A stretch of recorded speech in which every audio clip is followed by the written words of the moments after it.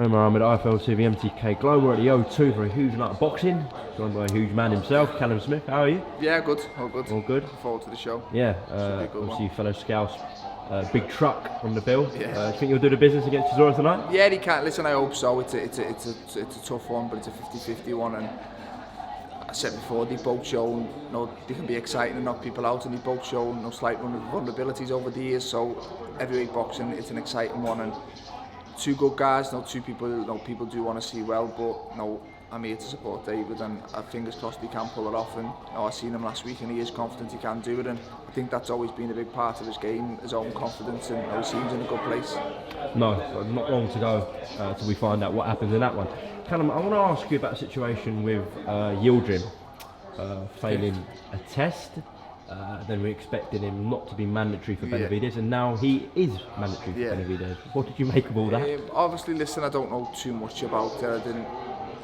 I'm not lined up to fight him, so I didn't read too much into it. But I seen he failed the test, and it was a performance-enhancing drug rather than a cannabis or cocaine and like that. And you should have some form of punishment, to be honest with you. Even if it was just take his mandatory away and still let him fight, or he should have got a 6-month ban or a year ban. Longer, in my opinion, but that's the going rate these days. You don't get too long. But the fact that he kept him mandatory is, I don't agree with it, to be honest with you. And not just because it's my weight division.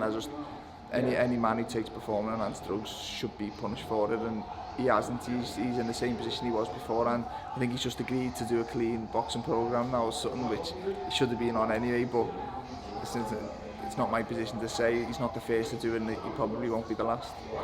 God knows how many fights you've had under WBC sanctioning, and we're expecting that for you to be mandatory for Benavidez. Yeah, so was I, to be honest with you. And obviously when you win another bet, you come out the rankings. But I'm WBC Diamond Champion, which I was originally told may be mandatory. And the reason I kept defending it throughout the tournament was when the tournament was done, I made it easier for me to challenge the WBC Champion, whether it was Darrell or Benavidez. And I think Matchroom put a thing in to say, can we now call for Levy Benavidez? And they've said it's Benavidez Yildrim, and then the winners then allowed a voluntary. So I don't know, I've gone further. Really?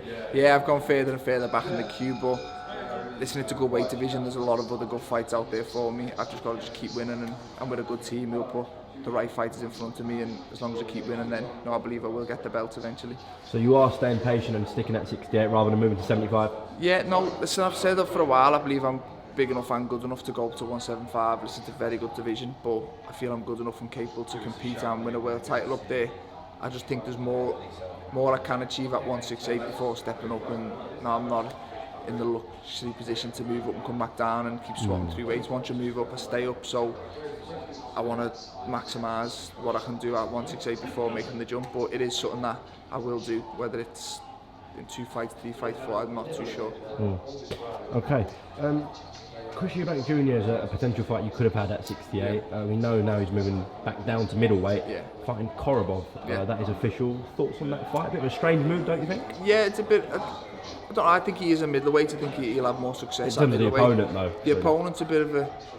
Korobov on his day is a very good fighter. He's probably aging a little bit now, and he's a southpaw. I don't know, it's a bit of a weird one from Eubank's point of view, because he probably got a bigger name with a less trickier style who would have looked better on paper, whereas he's gone for a man who's relatively unknown but is a southpaw and quite a talented fighter on his day. But I don't think anything Eubank does is predictable or what people want to see. He always seems to go against the grain, and say good luck to him at middleweight. I'm sure he'll have a better chance of becoming a world champion at middle than he will at super.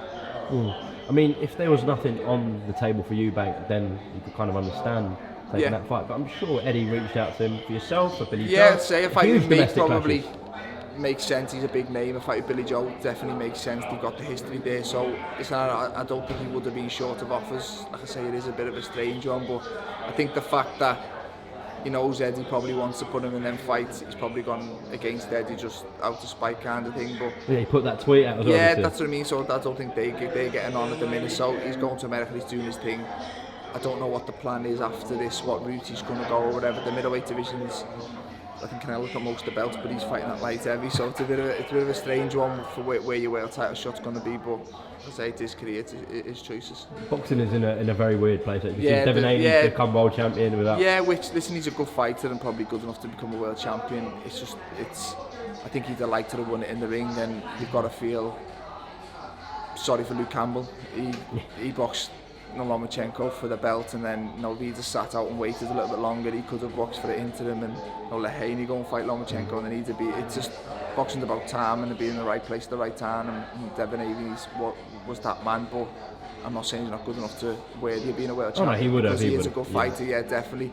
I'd probably like to see him beat Campbell for the vacant title, which probably made a little bit more sense, and the winner probably would have earned the belt a little bit more, but maybe we'll see that fight in the future. I'm sure you wouldn't have wanted to win your world title like that. No, that's what I mean. Yeah, it's just obviously he's won the interim belt, but I bet you when he won the interim belt, it wasn't the feeling of I'm world champion. He's obviously knew he's going to go and fight for the belt, but then to be just, as I say, a phone call, or by the way, you're world champion, it takes that little bit of, listen, the feeling I had beating George Groves, I don't think I'll ever beat that feeling, no matter how many more world titles I could possibly win. Even a fight at Anfield? Yeah, listen, I think it'd be different in a different way, but the minute the ref waved it off, that feeling was a special feeling, and I think Devin Haney's kind of missed out on that, and even when he defends his belt for the world the first time, he probably still won't get that feeling of achieving your dream of being a kid. He got it, say over the phone or probably by email. Just lastly, we know Billy Joe's boxing on that highly controversial YouTube card. We're really It's just an interview about all the strange things happening in boxing. I know. Well, currently, yeah. I mean, you got Canelo fighting at 75. I didn't even ask you about that. Yeah. Billy Joe on that card, we expect him to come through that opponent. And then has Eddie said anything about you and him getting on next year? Not so much, but he basically said there's a big fight plan for me early in the new year, and there's obviously a list of opponents which they'll go and try and make. Obviously some aren't as simple as others, but Billy Joe definitely is one of them names. He's a world champion, he's a Brit, he's unbeaten, he's in my weight division. The fight does make sense, we're both with Matchroom, we're both on the zone, so it shouldn't be too hard to make, to be honest with you. So I think that fight, it is very likely to happen next year, so it's a good fight, provided we both got fights to come through, but fingers crossed we both do, and it is a good fight, and they're the fights that excite me, the unification fights, the fights against other top fighters are what I feel will bring out the best in myself. Alright, Callum, a slightly strange interview about all the strange topics in boxing, but I'm sure we'll have some news on you soon, and enjoy the rest of your night, alright? Nice one. Good man, thank you.